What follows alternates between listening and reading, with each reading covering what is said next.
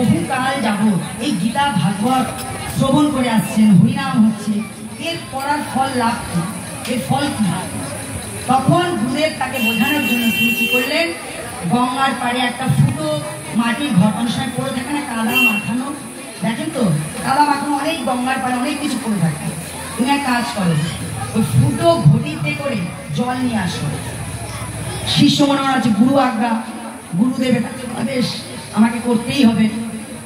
যথারীতি সে গেছে, বারংবার চেষ্টা করছে, চেষ্টা করতে করতে করতে না আমাকে যেতেই হবে, গুরুদেব বলেছেন।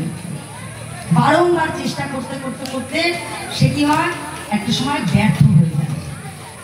এসে কি করে, শতাঙ্গে একেবারে গুরুর চরণে প্রণাম করলেন। আমরা জানি গুরুকে প্রণাম করতে হয় সামনাসামনি, ভগবানকে কি করতে হয় বাঁদিকে রেখে, আর দেবীদের কি করতে হয় ডান দিকে রেখে। তো যাই হোক, গুরুদেবকে শতান প্রণাম করে যখন ক্ষমা চাইছে, গুরুদেব আমি পারিনি, আমাকে আপনি ক্ষমা করুন। বলছে পারুন, ঠিক আছে, কিন্তু তুমি ঘটিটার দিকে তাকিয়ে রেখেছো, ঘটিটা কি ছিল, কাদায় ভর্তি ছিল মাখানো, তাই না? এখন দেখো পুরো চকচক হয়ে গেছে, হয়েছে কি হয়নি? তো বলছে এই যে আপনারা মানে আমরা সকলেই এই যে সৎসঙ্গ করছি, সৎসঙ্গ করছি, বলছে এই যে সৎসঙ্গ করা,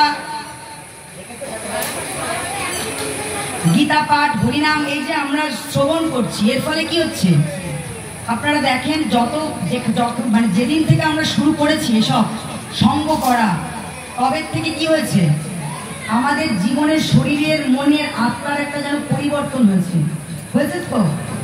সেই কাদা মাখা ধুলিগুলি নাশ হয়ে যাচ্ছে। আর এই যে আপনারা এ যাবৎ যত হরিনাম করছেন বা এখনো করছেন, অতীতেও করেছেন, ভবিষ্যতেও করবেন, এই যে এত নাম, বলছে কোনো কর্মই বিফলে যায় না, প্রত্যেকটা কাজেরই সমান বিপরীত প্রতিক্রিয়া আছে। আমরা মাধ্যাকর্ষণ শক্তির কথা সকলেই জানি, ওপর দিকে থুতু ফেললে কি হয়, নিচের দিকে পড়ে আসে, তাই না? তো আমরা এই যে ভালো খারাপ যে যাই কর্ম করছি, প্রত্যেকটা আমাদের সঙ্গে থাকছে, প্রত্যেকের ভেতরে আমাদের সাবমিটার আছে, প্রত্যেকের সঙ্গে অ্যাড হচ্ছে। এই হরিনাম আমাদের অস্থি, মজ্জা, শিরা, ধমনী, উপশিরা, মাংসে সব কিছুতে অঙ্কিত থাকছে। এই নাম কখন আমাদের পরিবারের সঙ্গে যাবে, তোমার এই হরিনাম যাবে সেদিন সাথে গো, তোমার এই হরিনাম যাবে সেদিন সাথে গো, তুমি হেলে দুলে যাবে শ্মশান ঘাটে, হেলে দুলে যাবে শ্মশান ঘাটে, তোমার এই হরিনাম যাবে যেদিন সাথে, তোমার এই হরিনাম যাবে যেদিন সাথে গো, হেলে দুলে যাবে শ্মশান ঘাটে, হেলে দুলে যাবে শ্মশান ঘাটে। হরে কৃষ্ণ কৃষ্ণ কৃষ্ণ হরে হরে, হরে রাম রাম রাম হরে হরে, রাধে রাধে রাধে রাধে। তাহলে তখন শিষ্য বুঝতে পারলেন যে কেন গুরুদেব এটার সঙ্গে সদা সর্বদা যুক্ত আছে।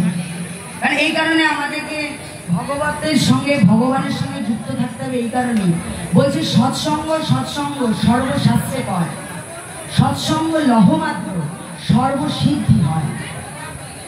কেন বললো এই কথাটা? গুণীজন, সাধুজন, মহাজন কেন এই কথা বলে গেলেন? কেন সৎসঙ্গের কথা আশ্রয় করতে বলছেন?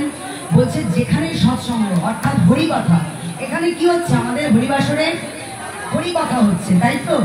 বলছে যেখানে সৎসঙ্গ হয়, যেখানে হরিকথা হয়, সেখানে স্বয়ং ভগবান তার পার্শ্বত্ব নিয়ে এমন সমস্ত তীর্থাদি সেখানে বিরাজ করে। যেখানেই গোলক প্রেমধন, সেখানেই হয় মধুর বৃন্দাবন। তাহলে এটা কি বৃন্দাবনের সমান হয়ে গেছে, তাই তো? এখানে গোবিন্দ স্বয়ং বিরাজ করছে, যদি আমরা বিশ্বাস করি। কারণ বিশ্বাসে মিলায় বস্তু, তর্কে বহুদূর। এই জন্য বলছে সৎসঙ্গ সৎসঙ্গ সর্বশাস্ত্রে কয়, সৎসঙ্গ লহমাত্র সর্বসিদ্ধি হয়। তাহলে ভগবান তথা তার গোপাল গোপিকাগণ এই যে উপস্থিত আছেন, এমনকি সমস্ত তীর্থাদি এখানে উপস্থিত আছেন, তাহলে তার একটা কৃপা আছে। তার অলৌকিক কৃপার ফলে কি হয়, তার এই যে তার উপস্থিতির ফলে কি হচ্ছে, আমাদের বাহ্যিক সুচিতা হচ্ছে।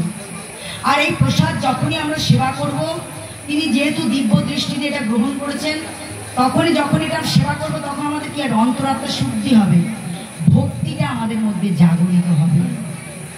এই জন্য কি করতে হবে, এই যে আমরা পূজা করি, পূজা করার মানে কি, পূজা কাকে বলে, পুনঃ পুনঃ তার কৃপা পাওয়ার প্রচেষ্টার নামই হলো পূজা করা। তাহলে কি করতে হবে আমাদের, কারণ গোবিন্দ যেহেতু কথা দিয়েছেন গীতা ভাগবতে, স্বয়ং ভগবান নিজে প্রতিশ্রুতিবদ্ধ হয়েছেন, সেহেতু আমরা কি করব, সারা জীবন ধরে যে যেমন যেভাবে পারি গোবিন্দকে আমরা ধরে রাখবো। এই জন্য বলছে এই পবিত্র গ্রন্থ মানুষ মাত্রই উপকারী। আর কি বলছে, ভাগবত ভক্তি বৈরাগ্যের বিরাট সমুদ্র।